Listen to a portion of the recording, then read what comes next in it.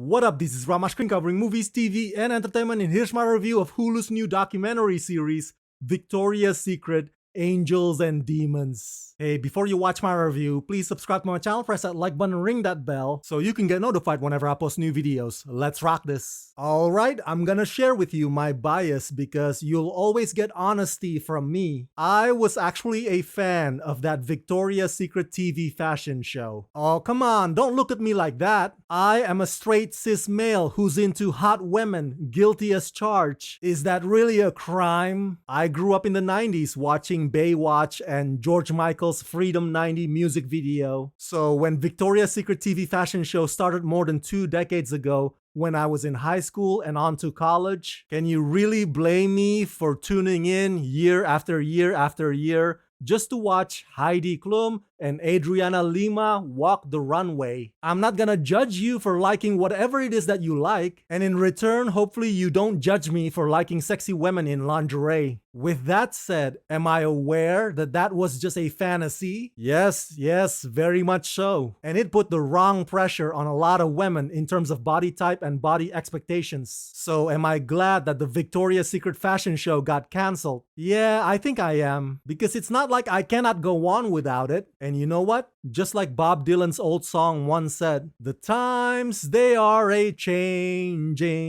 So we gotta change with it too. All those issues and so many more are discussed lengthily in this new staggering docu-series. Victoria's Secret Angels and Demons sheds light on that company from its rise all the way to its fall, and it exposes their head honcho Les Wexner's shady relationship with one of the most evil men in history, Jeffrey Epstein. Victoria's Secret Angels and Demons is hypnotic, provocative, and jaw-dropping.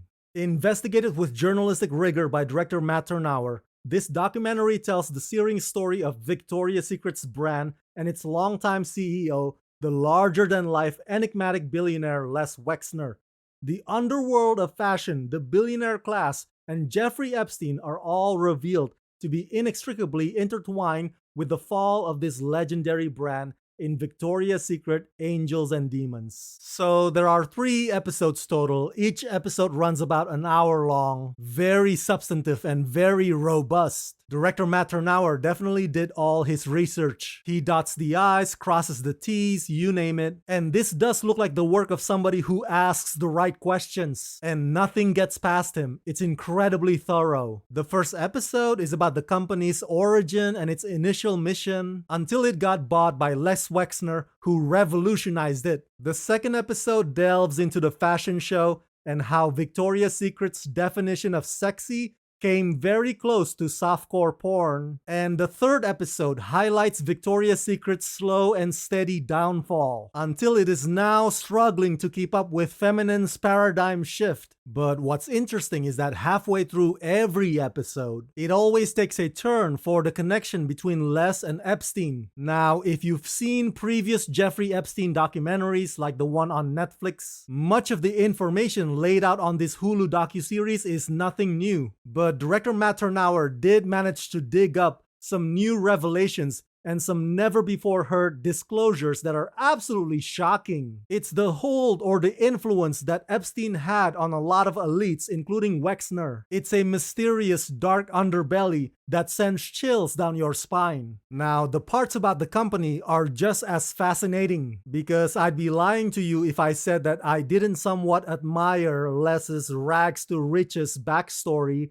and his retailing genius in the 90s and the 2000s. Granted, later on, it was discovered that sexual harassment was prevalent in that company, and that's bad. But I'm talking more about how Les Wexner and his team mastered the ways to market their product. This is why Victoria's Secret as a company was a mixed bag. It's a mixed bag. I mean, you can wag your finger at them today, rightfully so. But at the time, with how things were back then, Les Wexner knew exactly how to work the culture to his benefit. So we can acknowledge their shortcomings, and at the same time, we can also acknowledge that they were extremely savvy. I don't think that this docuseries is designed to either glorify or ostracize Victoria's Secret. The opinions from the talking heads, many of them females, are also very nuanced because even they can also admit that the company over the years had made strides, successes, and mistakes. And one of the other things that stands out for me is that Les Wexner apparently had a dream of building a utopia for the rich in New Albany. Now that to me is proof of how tone deaf the elites are. While the rest of the world are hungry and suffering, they want to make their own sanctuary for their own kind. So it's very telling and very disgusting, I might add. I think it's fantastic that the dawn of social media is what ultimately humbles Victoria's Secret and brings them to their knees. You see, when an arrogant company gets taken down a peg, it gives you a certain satisfaction. This docuseries definitely lives up to its title, the light side and the dark side and the gray areas in between. You can view this as a business case study. You can view this as a cautionary tale, and you can also view this as a true crime docu. Victoria's Secret Angels and Demons is multifaceted and compelling.